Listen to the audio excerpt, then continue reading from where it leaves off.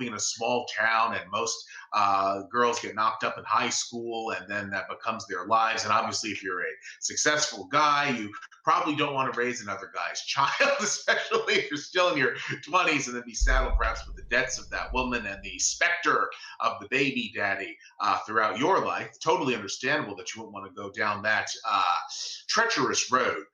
But I suppose on the other hand, what it boils down to, I think, far more so, other than these extreme situations, is there are guys who do everything right, but they don't have a good personality.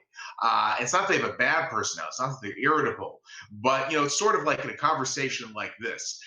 They might be slouched off to the side or with their head down, or speaking really low, sort of like this, or maybe almost looking scared, even though they're not scared. And women tend to pick up on these well, the voice is obviously a verbal cue, but the nonverbal cues they pick up on much better than men on average, insofar as I can tell. And that matters a lot to women.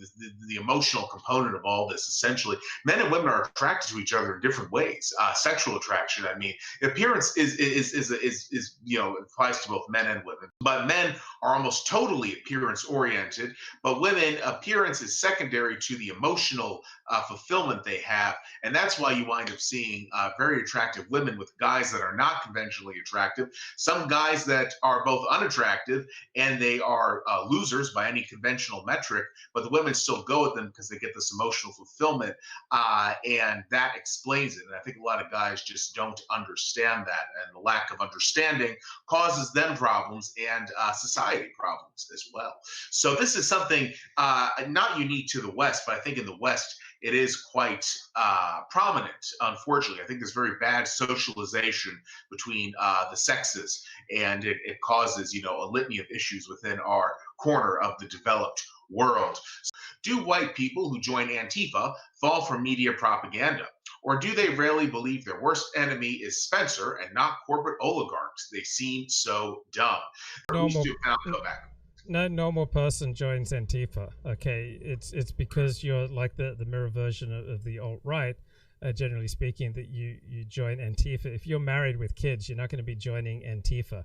It's an exciting way to pursue your values. So it's not that these people so much are being propagandized by the news media, but they, being on the left, they will put a very high value on equality and other egalitarian approaches to life, and therefore they will want to do something dramatic. Young people like to do dramatic things. So if you don't have a wife and you don't have kids, you may well want to do something exciting. People like to be excited. People like to be passionate. And so Antifa is a way to be passionate and excited and to do something to further your values. And so it's not just that left and right see the world differently. They experience the world differently. So if you put a premium on the egalitarian approach to life, then and you're not encumbered, then Antifa is a very exciting outlet for your energies. And regarding the awkward guys that you're talking about, let's say these guys make over 6 figures a year,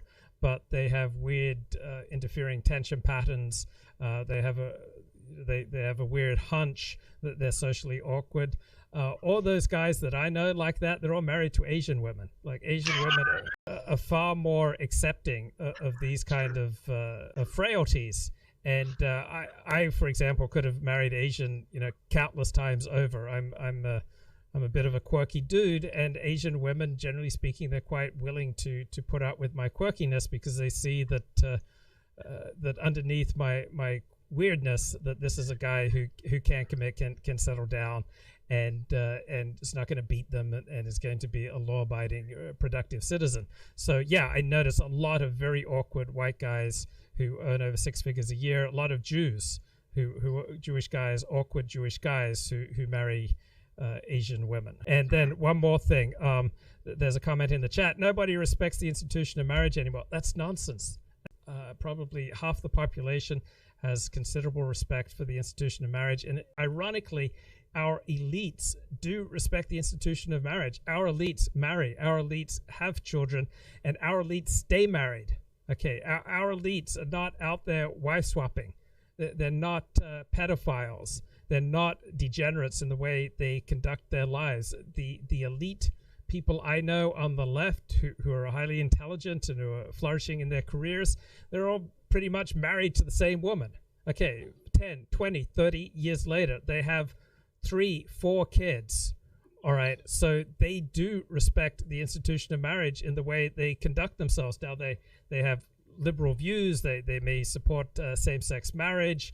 They may support increasing rights for the transsexuals, etc. But the way they conduct themselves by their life choices, they show a great deal of respect for marriage. So the way that our elites, even when they're on the left, conduct themselves is very traditional. They marry people who are equally intelligent as them, and they settle down, and they have kids, and they stay married. Pass. Now I will address that. I think a lot of the people who join, I will address the question. I think a lot of the people who join Antifa are just looking for something to believe in.